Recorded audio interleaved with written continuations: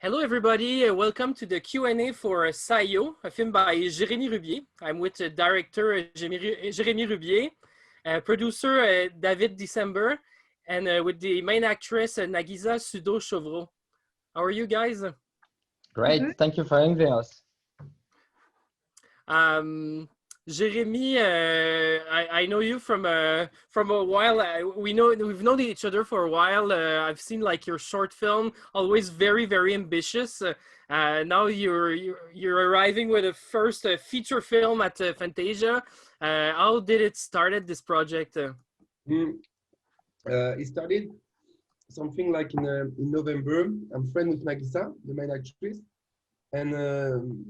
and one day she told me about her twin sister who died 2 years ago, and I was so moved by her story that I told her that we had to make a movie about it, that we didn't have a choice because the story was so beautiful. So I started thinking about how to make a movie about the death of your twin sibling and how to have a special angle on it when I'm really not good at overly dramatic movies. So I tried to find a way to express her story in a different way, and having her act, because she's an actress, as herself with some part of fiction. So that's how it all started. Nagisa, I think it was November when we talked about it. Yeah, I think yes, it was November. In November. Yeah. I don't know when it was in a coffee in a restaurant. I don't know when but I don't know how, but it came out because Nagisa was always talking about SAYO in the present. She was like, "Oh, SAYO would like that," and something. So I was like, "Who is SAYO and why are you talking about it?" I thought it was someone who was alive because it was always in the present tense. So I was always like, "Who is this person?" Until I finally knew a little bit more about her story. So yeah, that's how it all started. Then of course, with COVID and stuff, we realized that we had to make it earlier. The earlier, the better. Yeah. You already knew like the pandemic was coming over, and you wanted to like shoot the picture. But I mean, I've lived in China for a while. I've lived in China for a while, so when it started in January, I knew it would be a big deal, and it wasn't just something passing by. So the moment we heard about the pandemic, to me it was a warning sign that the clock is clocking. We need to hurry. Beginning of January, I knew. The moment I knew about the existence and David would tell you I was way more paranoid than anyone else. He was. I was so scared.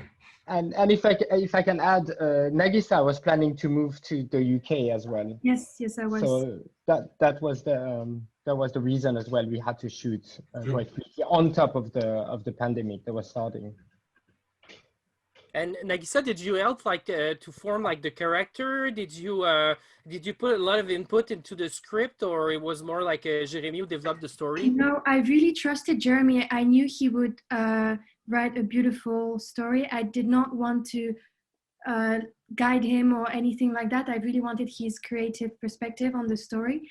It was based on a real event, but I really wanted him to use his creativity and his passion for film to create this beautiful story about something very universal.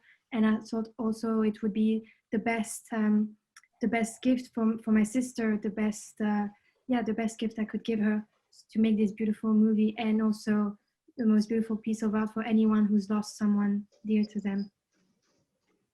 But Remy, something to add though is that I did interview Nagisa for like 3 or 4 hours. We did a big interview.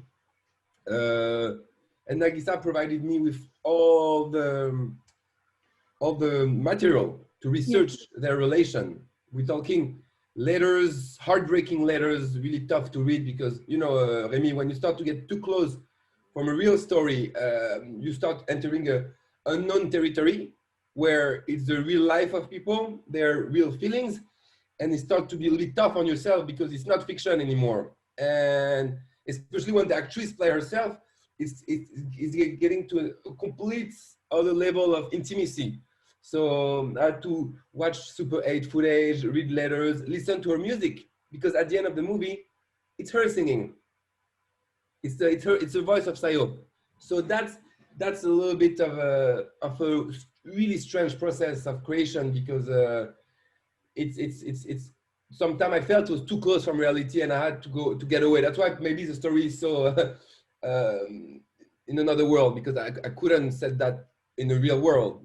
It will be too close from reality. Oh, that's stuff that we don't know when we watch the movie, but it's really interesting details. I have like kind of shivers when you said like it's her singing. It's yeah, it's a big old dimension that we open with this. And David, when did you join the project? Were you there from the beginning?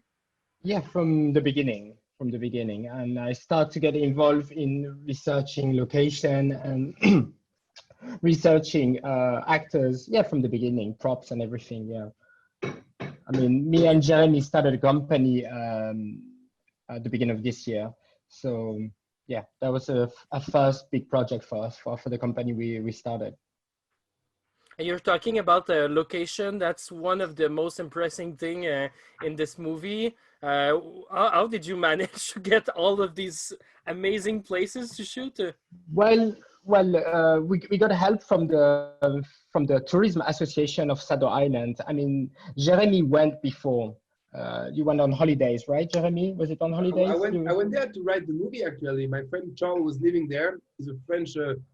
But the first time you went to that island? No. I was only there because I wanted to write there, and Charles I'd made a little documentary there, and I found the island so beautiful. I told him, I'm going to come to your island, and I'm going to write from your place. So I went there to write the story and to explore a little bit with this artist named Charles. He makes sculpture, and he had a residency there, and he never left. He lived there with his Japanese wife. So I went there in January by myself, just to write the story and to finish it 2 months before we shoot, not even 2 months before. So I wrote it in like 3 days there, 3 to 5 days. I wrote the whole script in this beautiful art studio. And then we went back with David to properly explore the island. Yeah. To find, to lock the location, to find the... Yes, so look, so beforehand, I got in touch with the Tourism Association, and they even have a film association on the island. So we started communicating with those people, and of course Google Map, you know, blogs as well. So we did these maps on Google Map, all the points that we wanted to check, and we got really lucky. We got really lucky, especially with the monk and the temple. So the monk that's in the movie is not an actor, he's the actual monk of that temple who's got all these rabbits. That felt so real, like, of course, yeah, okay. And you know, the crazy thing about the rabbits as well is in the original footage that we got, the 16mm footage that we got, there's some rabbit as well. So, you know, the original footage from SAYO is linked to the film that. But we didn't know that. I knew that while I was editing. We didn't know that. We only knew afterwards, yeah. But it's 8mm footage, no 16. 8mm, sorry. So it's okay. 8mm. Really grainy, yeah. Like 8mm. 8mm, yeah, sorry. Mm. Yeah, and yes, Sado is a beautiful island as well, and full of temple, full of Shinto temple everywhere. So it's got that really Miyazaki kind of vibe, which fitted really well the movie, I think. Yeah, that's what I was saying. Like, people ask me what is SAYO, and I often use the Miyazaki comparison just in the tone. Like, you don't have like the crazy creature, but just like the tone of the movie, using like the spiritualism mixed with like real human feelings. Was it like an inspiration from the start, Jeremy? Yeah, of course. I mean, you have to think that I live in Japan because my in the big picture, I want to do Miyazaki-like movies with real actors, and you know, I would love to create something. In the Western world, we have Marvel, we have Disney. Well, I do believe that Disney should go in these tangents and start talking about Asian stuff, because there is an audience, and because we've been around all the Occidental classic. There's so much more to get from Asian classics and Asian mythology. I've always wanted to make movie who give me the same kind of feeling as Miyazaki, and it's not hard in Japan because of the innocence of the people, the language, the landscape, the spirituality being literally everywhere and implanted in the population. So it was an inspiration for sure, and it will be for the next one in Japan too, because that's always something I want to create. It doesn't really exist. You have that in Harry Potter and the Fantastic Beasts. I felt there is some Miyazaki kind of thing, but it's so accidental. It's a little red hair Englishman, you know. I mean, it's still like it's not. But there are those kind of world that I love to explore. So yeah, real actor Miyazaki thing, and same for the music. I mean, Miss Holland, Lucy Holland. I told her I love Miyazaki. I love that. Just to let you know, and video game. Music of video games, of course, I'm super into too. That is also a link to this movie, this video game world. Mm. And how was the shooting? Like, I guess you shoot like with a really small crew, that kind of movie. Oh yeah.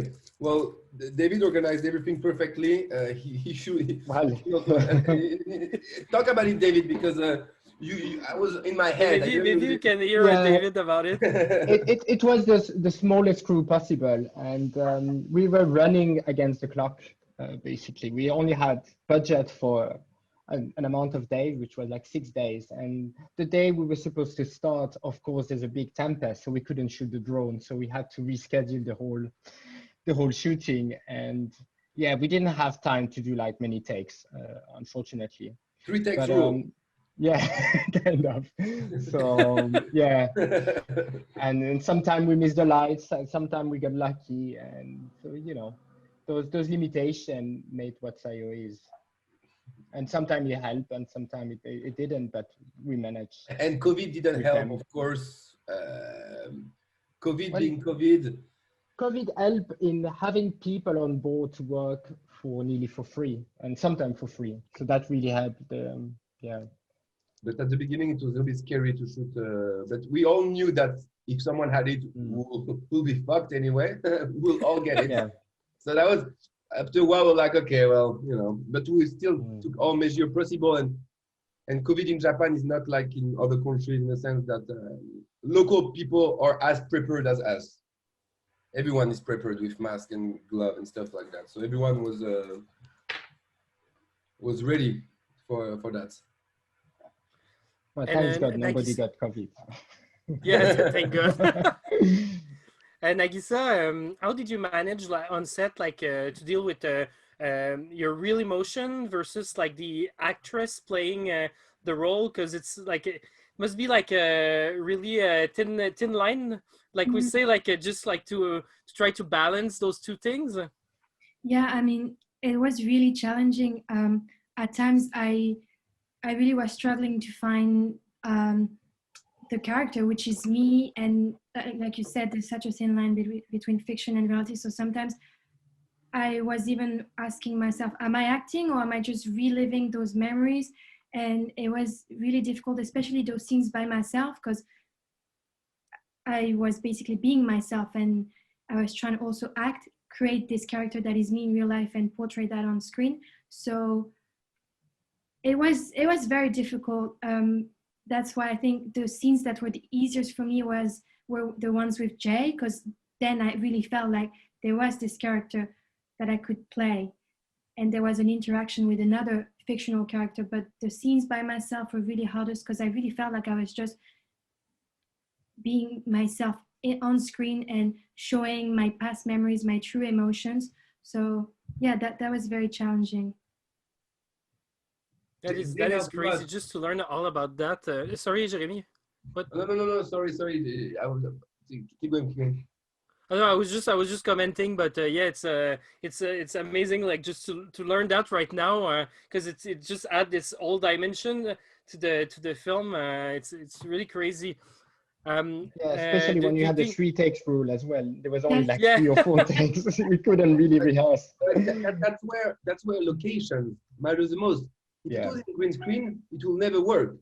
If you shoot in a natural way, you put Nagisa in the middle of a place that is so breathtaking, the atmosphere is so holy already, that I think it does help to get things out of you. When I mean, I'm not an actor, but I do believe that it's stronger in real locations to find yourself. For example, when Nagisa is with the candle like that, it was inside the roof of the temple where we're in.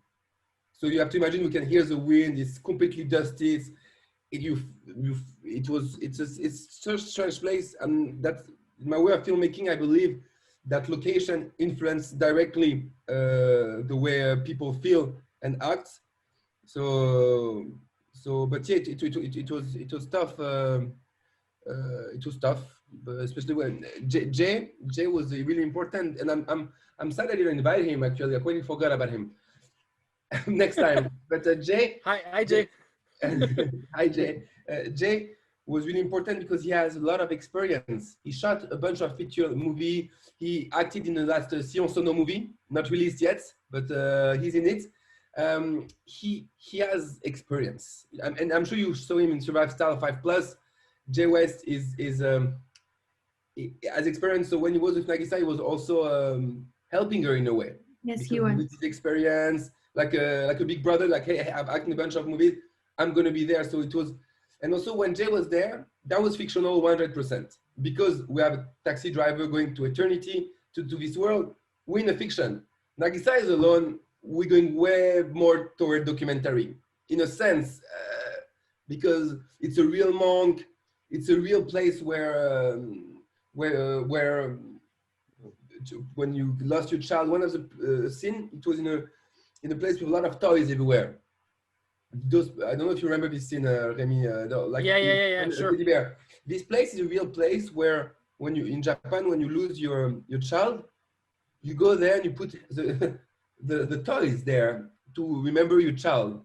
So this place was completely holy, and that at one point when I say improvised talk, and it was too close from reality, so we changed some stuff because she couldn't really do it because it was too much, you know. Yes, I remember that moment. That was very hard of course, because the text was so close to reality that I just couldn't even act. I couldn't even do it. I felt like it was too close, and I was frozen. And I asked Jeremy, "Can we change it?" And Jeremy just allowed me to improvise, and that helped me to act better than if I had been faithful to the text. Yeah, that was complex because you have to imagine that I can't push too much because it's not my place and I don't want to, but at the same time I want to get something out of it. So it was always this in between, and I need to be a director, so I can't let things get completely free. It's impossible, or it's not gonna be good. So I always had to like think, can I push it? Should I push it or not? Because it's such a sensitive. It's a recent event too, you know. So you can't push too much. It's not right. It's ethically not right, you know. So that's a kind of challenge we had also in terms of acting. Were you thinking at all like that? Like how your sister would react to this movie? Like how she would react to your acting, to your. Yeah, I mean, throughout the whole shoot, I was thinking that I couldn't believe that I was shooting a movie about my sister, my deceased sister, and I mean, I knew that she would be so happy seeing me doing this.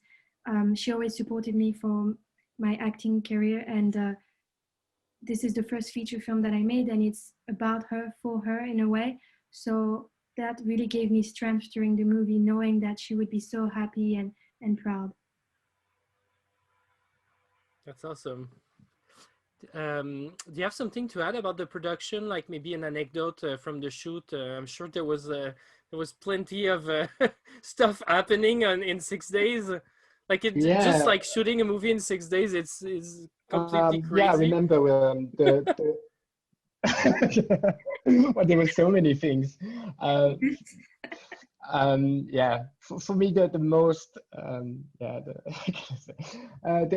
once at some point we were supposed to shoot the magic hour, and the AD lost the key of the car, so we couldn't go and shoot that scene.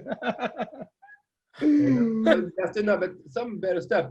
The end, when you see the old lady inside the wood thing. Yes, yes. God, those were real old lady from the village, and Yes. one of them was sick, super sick. She had to One go got back sick because there was a lot of waves. Yeah. for so much wave. So that was this last scene. Huge struggle with real 80 years old plus lady, or like old Japanese lady on dans des tonneaux in barrels. In barrels, yeah.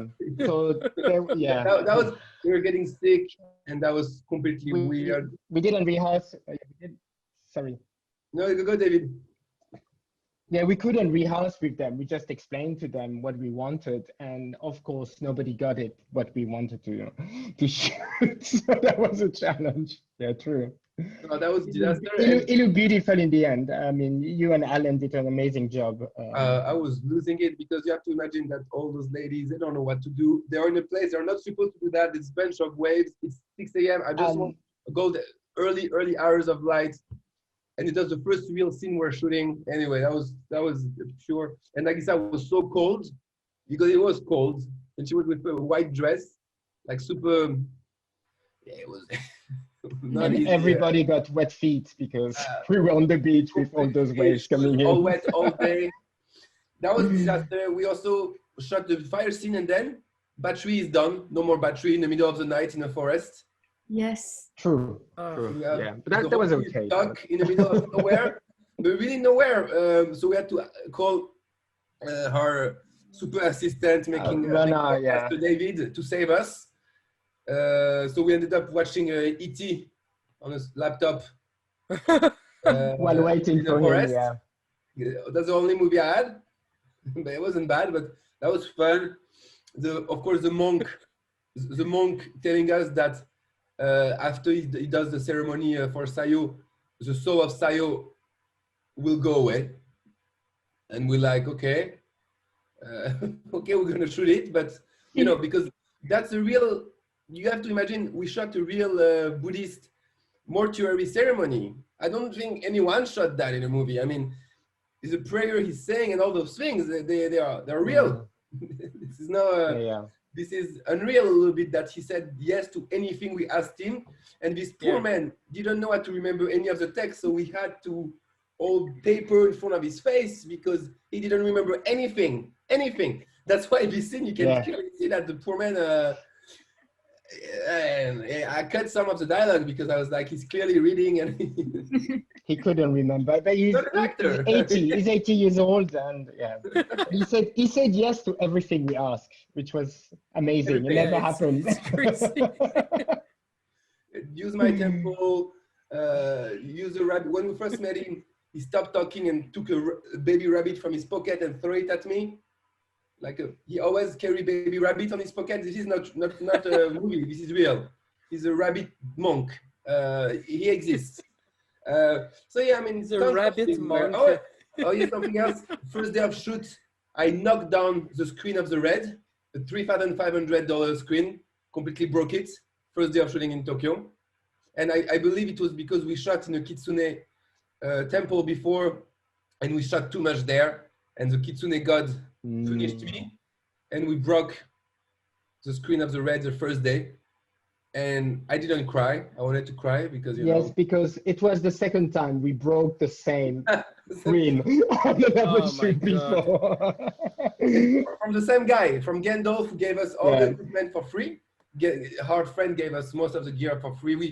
We couldn't make this movie because we've been working for years in Tokyo, and we built a community of filmmakers that we know we can trust, and they will follow us in any kind of crazy project. That's also one of the reasons why this whole thing was possible at the first place. Is that we got in Tokyo something special going on, and that's why also we think we're going to do a lot more of them after this one, for sure. Just to be clear, you have the island, you have Tokyo. Do you have any other location? Yes, we did, because one other disaster, it was still a bit winter, and we asked Nagisa to go to the water, and it was really cold. So the scene where you see the temple and Mount Fuji, that's all CG. We shot that in Izu, not far from Tokyo, 2 hours from months Tokyo. later. We shot the lake scene there for sure. No choice because it was too cold and I'm sorry about that, Nagisa, but it was really complicated to go to shoot that in winter on the island. Nagisa was fully naked and walking on the water, and it's super cold. It's the end of the shooting. Everyone is tired, so we reshot that next to Tokyo. And you didn't see the new version, but in the latest version of the movie, the final version, we added some stuff on this scene, and it looks beautiful. And that was in Izu, which is beautiful peninsula 2 hours from Tokyo. That's the only other location actually. Tokyo and Sado was mostly all the movie. We couldn't afford to shoot anywhere else. So you don't want to shoot anywhere else. Like the landscape are so amazing in the movie. Like you just like did the perfect movie you could. Yeah, it was really great. Yeah, well, I think that's it. Maybe we can just like talk a little bit about the post-production, because there's like special effects, big music, the color also in the movies is also like pretty particular. Like it's super bright, super colorful. yeah, well. How did it went, like the post-production? Like as we're talking, like we're 4 days before the festival. This is pre-recorded, like you understood probably. So, and you're still like, you're delivering the movie today. So like 4 days before the festival. So how did it went, the post-production?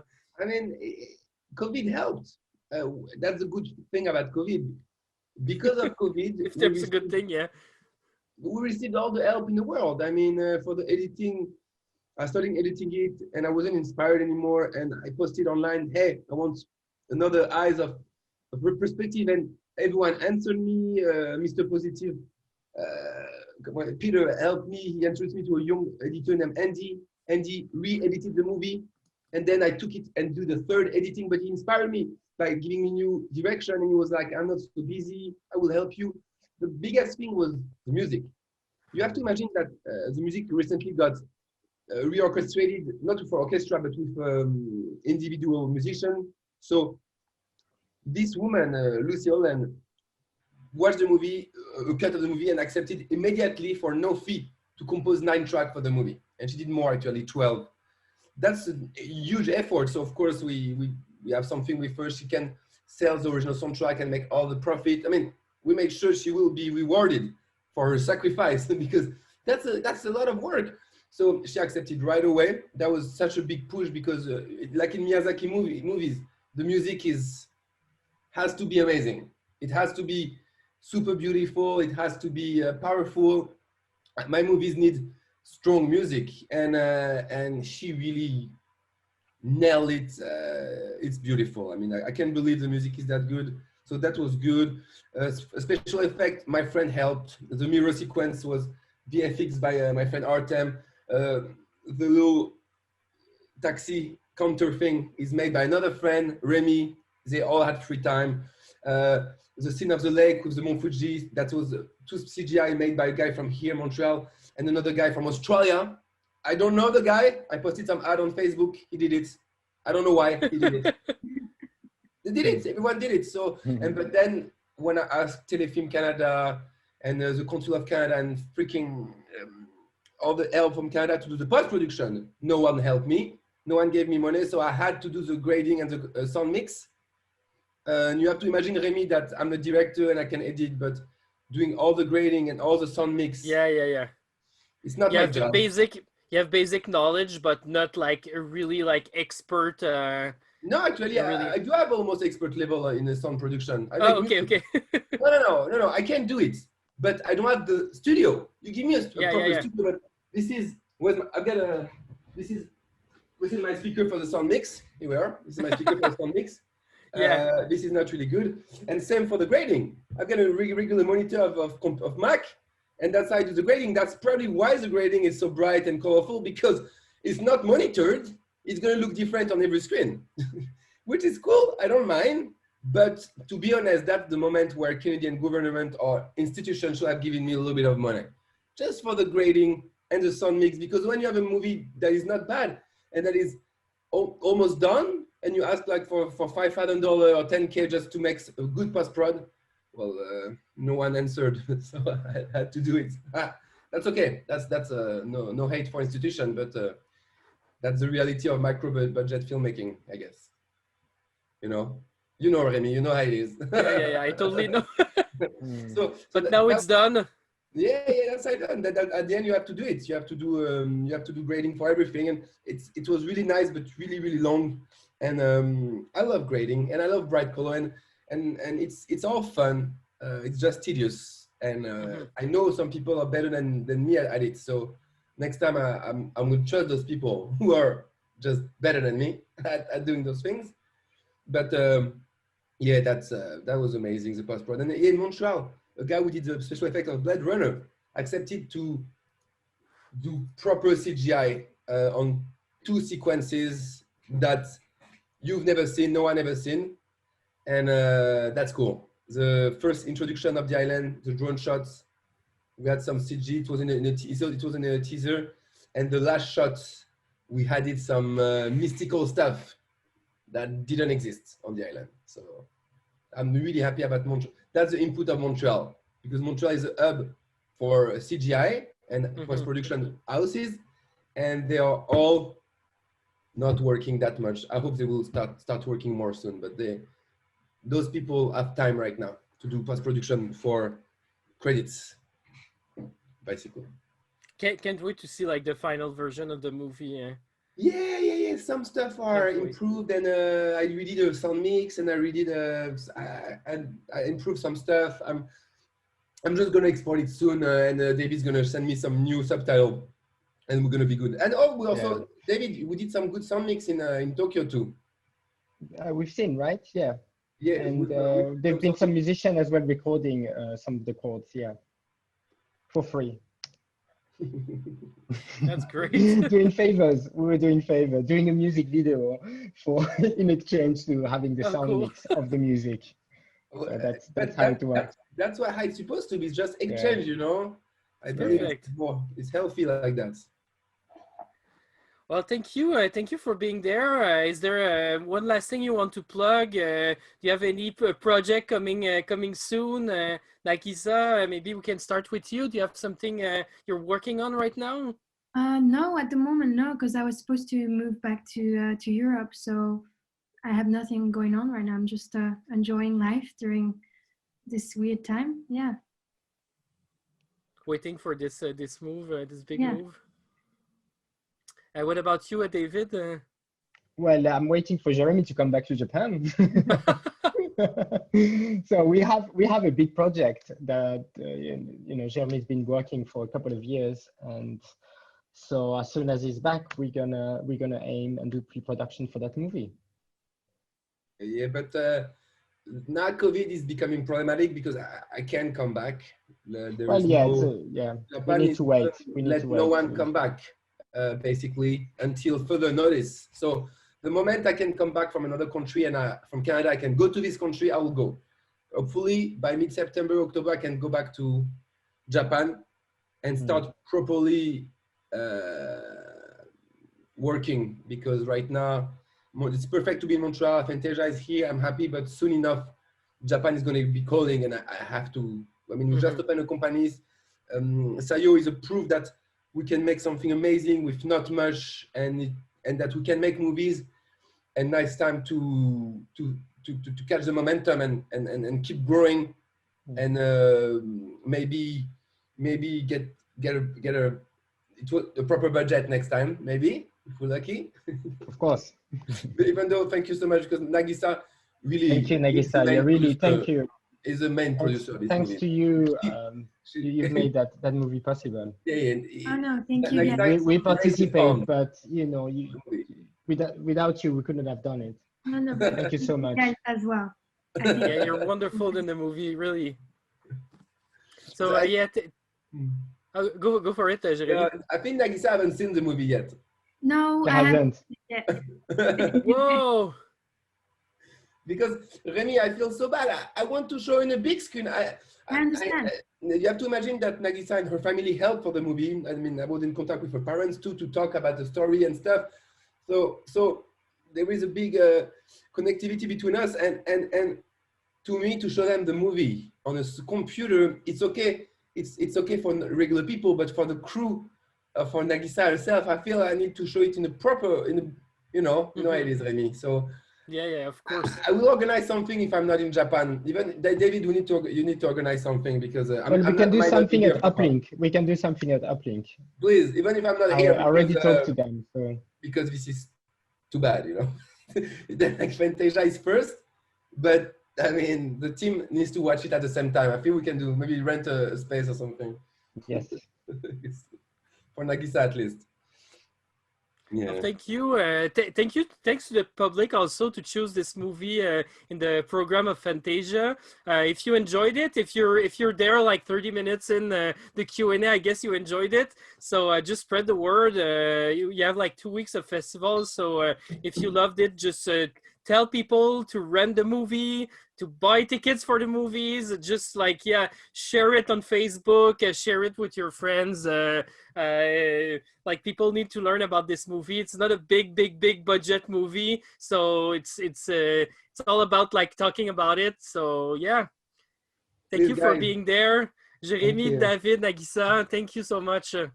Thank you so much. Thank you. Fantasia.